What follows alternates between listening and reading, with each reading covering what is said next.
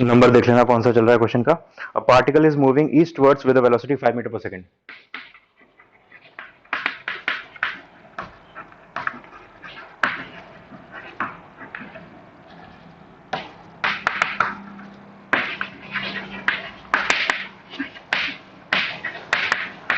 Eastwards with velocity 5 meter per second. In 10 seconds, the velocity changes to 5 meter per second.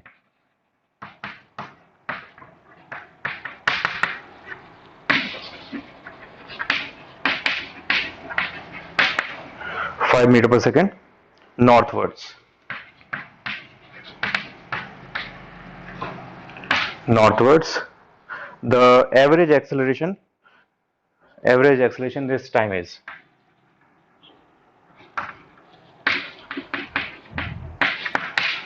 Average acceleration is what, ये हमें निकालना है।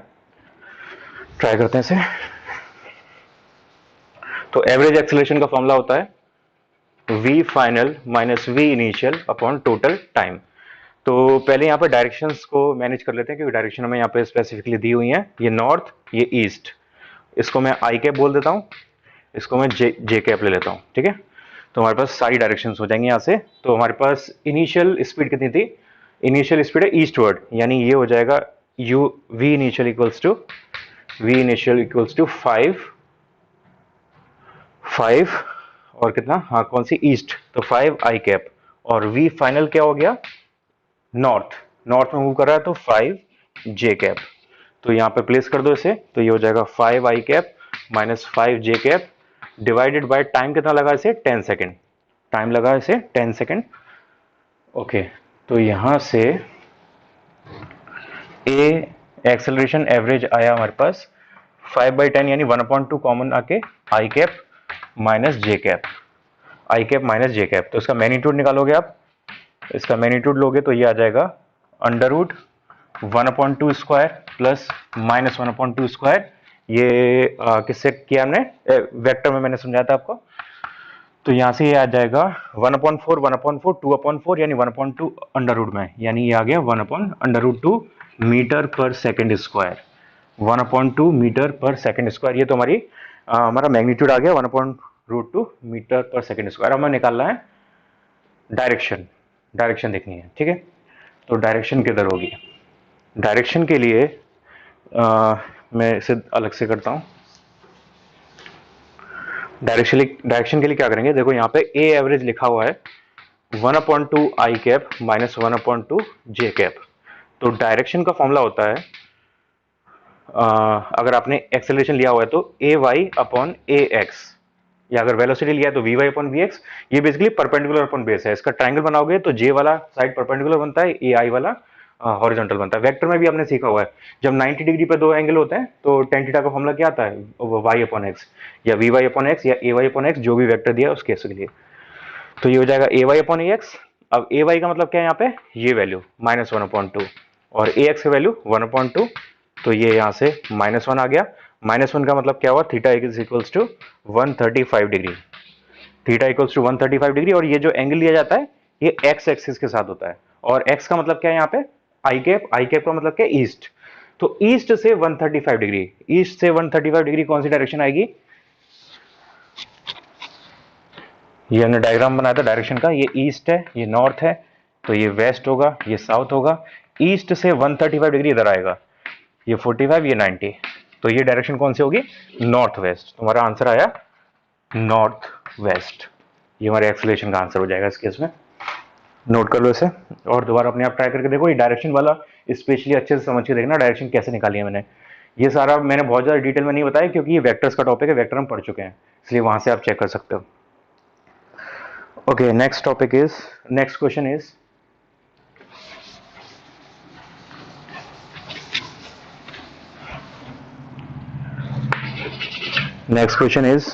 हमें बोला हुआ है relation between time and distance, x equals to t equals to a x square plus b x, ये relation between distance and time है। x यहाँ पर डिस्टेंस है, t यहाँ पर टाइम है obviously. Where a and b are constant, a और b यहाँ पे कांस्टेंट्स हैं। एक्सेलरेशन हमें v के टर्म में बतानी है क्या आएगी। तो यहाँ पे हमें एक्सेलरेशन निकालनी है। ओके, तो अब यहाँ पर डिस्टेंस दी है, डिस्टेंस का एक बार डिफरेंशिएशन करते हैं तो वेलोसिटी आती है, वेलोसिटी का दोबारा डिफरेंशिएशन करते हैं तो स्पीड एक्सेलरेशन आती है। तो वो करके देखते हैं यहाँ पे, differentiating both side, differentiating both sides. तो ये t का डिफरेंशिएशन t के रेस्पेक्ट में 1 हो जाएगा, a एक्स स्क्वायर का differentiation 2x dx upon dt होगा, और प्लस b और x का डिफरेंशिएशन dx अपॉन dt होगा। तो यहां से ये सॉल्व करके क्या आएगा, dx अपॉन dt कॉमन, और ब्रैकेट में बचा 2ax प्लस b, और dx अपॉन dt का मतलब वेलोसिटी। तो dx अपॉन dt, चलो मैं इसे dx अपॉन dt रहने देता हूँ, ये इक्वल्स टू आ गया 1/2ax प्लस b। तो ये तो वेलोसिटी आई है। अब इसका एक और बार डिफरेंशिएशन करना होगा तो हमारे पास एक्सेलरेशन आएगी। तो दोबारा डिफरेंशिएट करते हैं, तो ये हो जाएगा D square X upon D T square equals to, इसका दोबारा डिफरेंशिएशन करो, ये आएगा -1/2ax plus B square, -1/2ax plus B square, और 2x प्लस बी का करेंगे तो 2a dx upon dt, 2a dx upon dt, b का हो जाएगा 0। तो ये आ गया, ये एक्सेलरेशन हो गई। अब इसमें सिंप्लीफाई करते हैं इसे, देखो यहां से ये क्या आ रहा है, हमारे पास v आ रहा है, यानी 2ax plus B equals to 1/v है। तो ये हो जाएगा -1/1/v स्क्वायर इंटू 2a, और ये v है, v की वैल्यू v की वैल्यू तो v रहेगी, ठीक है। तो ये यहाँ से v स्क्वायर ऊपर आ जाएगा, तो ये हो गया -2a v क्यूब। ये एक्सेलरेशन का फॉर्मूला आ जाएगा इस केस में सॉल्व करके।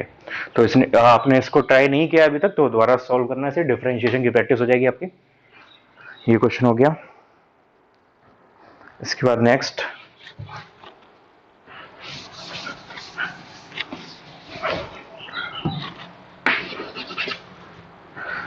है हमारे पास, a particle located at x equals to 0 and time equals to 0 start moving along with positive x axis with speed v varies as this. तो यहाँ पे दिया हुआ है, शॉर्ट में बता देता हूँ मैं, v equals to alpha under root x। ये वेलोसिटी और डिफरेंशिएशन वेलोसिटी और डिस्टेंस का रिलेशन दिया है हमें, और ये बॉडी रेस्ट से स्टार्ट करी है, t इक्वल्स टू 0 पर, x इक्वल्स टू 0 है, और ये x डायरेक्शन में मूव कर रही है। सारी इंफॉर्मेशन मैंने शॉर्ट में लिख दी यहाँ पे। A body starting from rest, t equals to 0, x equals to 0, moves in x direction, positive x direction. The relation between velocity and displacement is this. The displacement of particle varies with time is. तो displacement का हमें time के साथ relation निकालना है यहाँ पे, displacement का टाइम के साथ रिलेशन। तो देखो कैसे करेंगे इसे, वैसे ज़्यादा टफ नहीं है, इजी है। आप थोड़ा सा कैलकुलस यूज करना है आपको, वीडियो को पॉज करके यहाँ पे अपने आप करके देखो, इसे इजीली कर सकते हो। v का फॉर्मूला लगाएंगे यहाँ पर dx upon dt which is equals to alpha under root X. तो ये हो जाएगा dx upon under root X equals to alpha dt, integration both sides. तो टाइम का इंटीग्रेशन 0 टू t, तो x का इंटीग्रेशन हो जाएगा 0 टू x। इसका इंटीग्रेशन सॉल्व करते हैं, ये ऊपर आके हो जाएगा x टू द पावर -1/2। तो यहाँ पे x to the power n का फॉर्मूला लगाएंगे which is x to the power n+1 upon n+1। तो ये हो जाएगा x to the power -1/2 + 1 divide by -1/2 + 1, 0 to x equals to alpha t। ठीक, बस इसे सॉल्व कर लो, आंसर आ जाएगा। तो ये यहां से क्या हो गया, 1/2 यानी 2, और ये x की पावर 1/2 यानी अंडर रूट एक्स, और लिमिट 0 टू x लगाओगे तो सेम चीज आ जाएगी alpha t।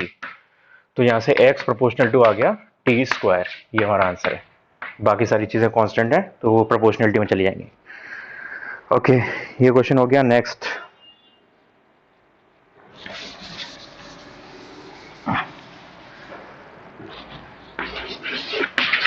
question, the velocity of particle is v equals to v naught plus gt plus ft square.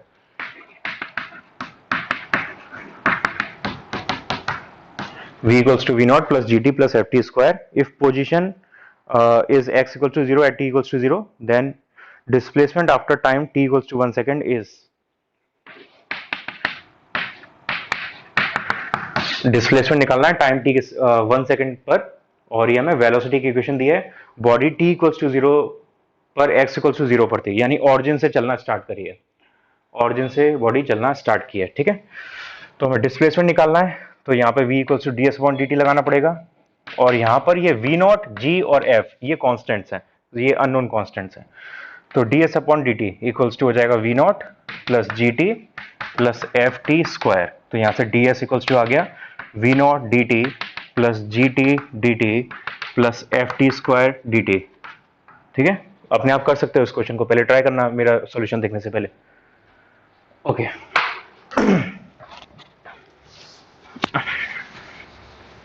तो यहां से हमारे पास ds का इंटीग्रेशन करेंगे, मैं इंटीग्रेशन कर देता हूं दोनों साइड। तो इंटीग्रेशन ये इन 4 पार्ट्स में हो जाएगा। ds का इंटीग्रेशन 0 टू s, ठीक है, तो वो s हो गया। v नॉट बाहर आ गया, dt का integration t, limit 0 to t same रहेगा, लिख देता हूं limit 0 to t 0 to t 0 to t 0 to s, ठीक है। ओके तो v नॉट t और g t dt का इंटीग्रेशन t स्क्वायर अपॉन 2, ये t स्क्वायर अपॉन 2 हो गया, प्लस एफ टी स्क्वायर का एफ टी क्यू अपॉन 3। अब हमें बोला है t इक्वल्स टू 1 सेकंड पर निकालना है, तो t इक्वल्स टू 1 सेकंड लगा दो, तो ऐसे इक्वल्स टू आ गया v not plus g by 2 plus f by 3। ये हमारा आंसर है। डिस्प्लेसमेंट हमारा सॉल्व करके ये आ जाएगा। ओके नहीं सॉल्व किया था तो दोबारा सॉल्व करो इस क्वेश्चन को लिख के अपने आप। इसके बाद next question,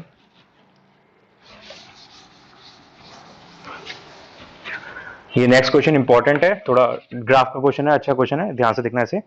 consider a rubber ball freely falling from height h equals to 4.9 metre onto a horizontal elastic plate. Assume that the duration of collision is negligible and collision with the plate is totally elastic, then the velocity as a function of time and the height as a function of time will be। तो हमें graph बनाना है velocity time का और height time का, और हमें यहाँ पे केस दिया हुआ है, मैं दोबारा समझा देता हूँ।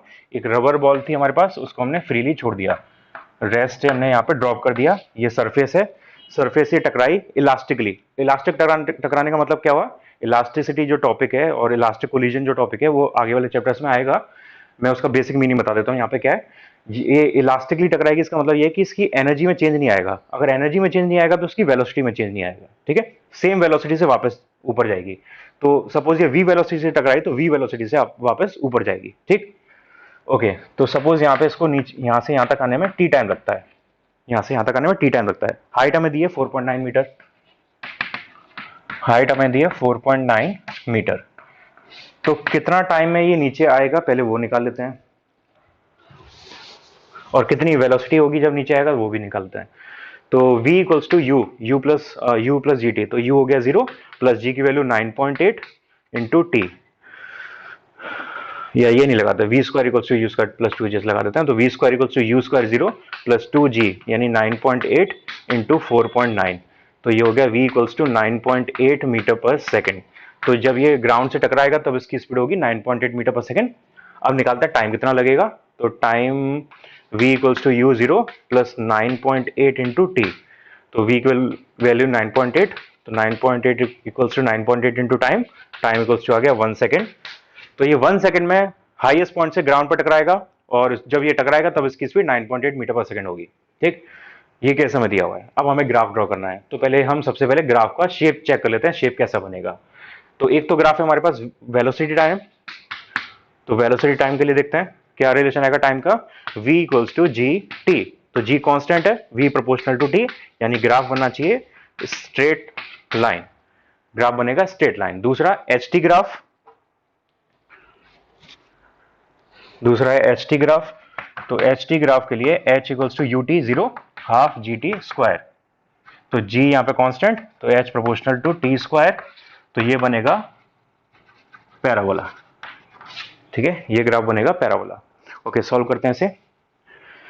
हाँ अब ग्राफ बनाते हैं, इसको पहले नोट कर लो अगर आप सॉल्यूशन देख रहे हो तो, अदरवाइज अपने आप करके देखना इसे, बाद में सॉल्यूशन नोट करना वो बेटर रहेगा।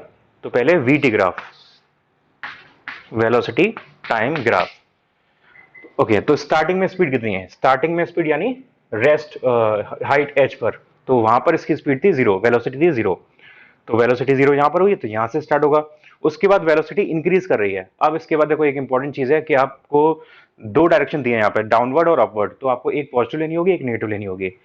तो सपोज हम ऊपर वाली डायरेक्शन पॉजिटिव मान लेते हैं और नीचे वाली डायरेक्शन को नेगेटिव मान लेते हैं, और ये जो ग्राउंड है इसको ऑरिजिन मान लेते हैं, ग्राउंड को ऑरिजिन मान लेते हैं। ये सारी चीजें आपको अज्यूम करनी पड़ेंगी, और अगर एमसीक्यू क्वेश्चन है तो एमसीक्यू में ऑप्शन देके आपको समझ में आ जाएगा कि कैसा हमने माना हुआ है। जनरली ये माना जाता है, ग्राउंड को ऑरिजिन माना जाता है, और कभी कभी हम जहां से स्टार्ट किया वहां पे ओरिजिन मानते हैं, तो वो आपको क्वेश्चन में दिया होगा, उसके अकॉर्डिंग करना है। और जनरली हम ऊपर वाले डायरेक्शन को पॉजिटिव मानते हैं, नीचे वाले को नेगेटिव मानते हैं। वैसे आप रिवर्स कर दो तो कोई चेंज नहीं आता है, आंसर सेम आएगा, बस ग्राफ के जो डायरेक्शंस हैं वो चेंज हो जाती हैं। तो आपको ऑप्शंस देख के और क्वेश्चन देख के करना है, जनरली ये अज्यूम किया जाता है। ओके, तो इसके बाद नीचे की तरफ बॉडी जा रही है, नीचे की तरफ बॉडी जाने का मतलब उसकी वेलोसिटी नीचे की तरफ इंक्रीज कर रही है नेगेटिव में। तो नीचे की तरफ वेलोसिटी इंक्रीज कर रही है, तो उसका मतलब वेलोसिटी ऐसे जाएगी, ठीक, नीचे की तरफ जाएगी, और फिर ये मैक्सिमम वैल्यू पे पहुंच जाएगी। जब ये ग्राउंड पे पहुंचा तो मैक्सिमम वैल्यू आ जाएगी। तो मैक्सिमम वैल्यू उसकी कितनी आएगी, 9.8 हमने निकाला था, 9.8 मीटर पर सेकेंड नेगेटिव में। और इसको टाइम कितना लगेगा यहाँ पे, 1 सेकेंड, ये भी हम निकाल चुके हैं, ठीक। अब इस पॉइंट पे क्या हुआ, वो ग्राउंड से टकराई, वो ग्राउंड से कोलिजन करी। ग्राउंड से कोलिजन करने पे क्या होगा, कोलिजन करने के जस्ट बाद, कोलिजन करने से जस्ट पहले वो नीचे की तरफ जा रही थी बॉल, और कोलिजन करने के जस्ट बाद वो ऊपर की तरफ जाएगी, लेकिन स्पीड उतनी रहेगी। कोलिजन करने से जस्ट पहले और कोलिजन करने के जस्ट बाद दोनों की स्पीड जो है दोनों केस में वो सेम रहेगी, ठीक है।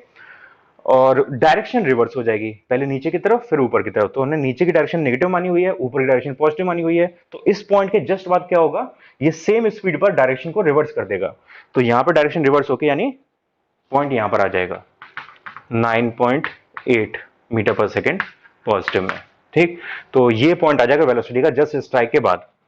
और इसके बाद क्या होगा, वो ऊपर जाएगी, ऊपर जाएगी तो वेलोसिटी डिक्रीज करेगी, और डिक्रीज करने का भी रेट सेम होगा, सिमेट्री होती है, जैसे नीचे आया वैसे ऊपर जाएगा। तो यहां पे भी स्ट्रेट लाइन बनेगा और ग्राफ फिर नीचे की तरफ आएगा, ठीक है।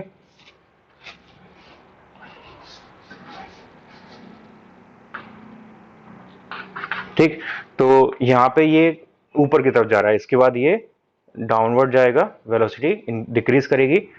वेलोसिटी डिक्रीज करने के बाद क्या होगा, ये हाईएस्ट पॉइंट पे पहुंच जाएगा। हाईएस्ट पॉइंट पे पहुंचने के बाद इसकी स्पीड हो जाएगी 0, ठीक है। तो ग्राफ यहां तक आ गया।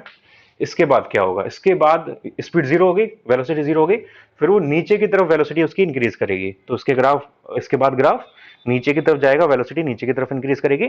फिर सिमेट्रिकली आपको लग रहा, पता चल रहा होगा यहाँ पे ग्राफ कैसा जाएगा, ये सेम ग्राफ बार बार रिपीट करने लगेगा।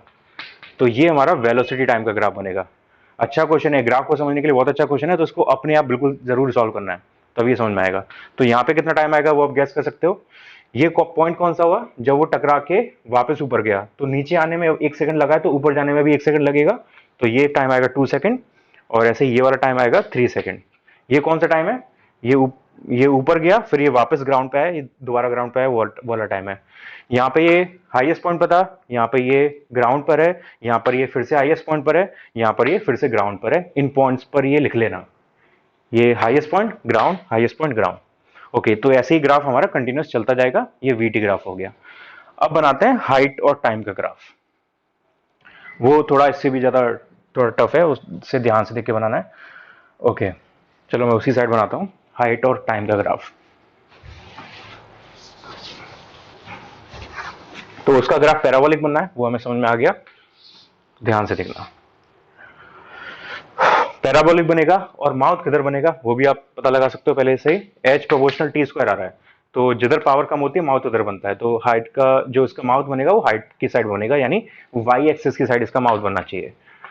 ओके, तो स्टार्टिंग कहां से हुई, स्टार्टिंग में वो किस पोजीशन पर था, स्टार्टिंग में वो था ऑरिजिन पे, नहीं, ऑरिजिन हमने ग्राउंड अज्यूम किया है, तो वो ऑरिजिन से एच हाइट पर था, यानी स्टार्टिंग में वो यहां पर है, ये एच हाइट है, ठीक। और यहां से फिर वो ड्रॉप करना स्टार्ट कर रहा है। तो एक बहुत सिंपल सा लॉजिक है जिससे आपको बहुत इजीली, पहली बात तो ये पैराबोला बनेगा और इसका माउथ बनेगा हाइट की तरफ। तो दो पॉसिबिलिटी हैं, या तो आप ऐसे बना सकते हो या आप ऐसे बना सकते हो। तो ऐसे बनाने का मतलब क्या हुआ कि हाइट इंक्रीज कर रही है, यानी ऊपर जा रहा है, वो तो हो नहीं रहा ऑब्वियसली, नीचे आ रहा है, तो ग्राफ इसका नीचे की तरफ जाएगा। तो ग्राफ नीचे की तरफ आएगा ऐसे, और इस पॉइंट पे क्या होगा, वो टकरा जाएगा ग्राउंड से। तो टाइम कितना होगा यहाँ पे, 1 सेकेंड, ग्राउंड से टकरा गया। इसके बाद वो ऊपर जाएगा, हाइट इंक्रीज करेगी, तो फिर इसके बाद ये, और फिर उसके बाद वो वापस नीचे आएगा, ग्राउंड से टकराएगा, फिर सेम, और ऐसे ग्राफ रिपीट करता जाएगा। तो यहाँ पे टाइम कितना होगा, यहाँ पे टाइम होगा